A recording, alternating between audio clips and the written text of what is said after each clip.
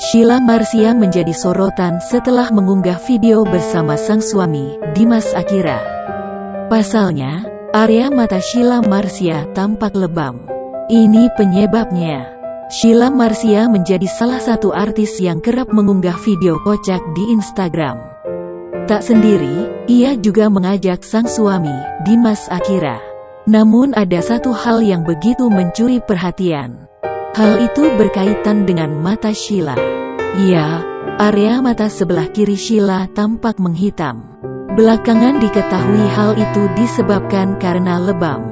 Lewat keterangan caption, Sheila membeberkan penyebab lebam di area matanya adalah karena terkena lemparan ponsel dari putra bungsu, Elijah Jerome Zev Emmanuel alias Baby Jesus.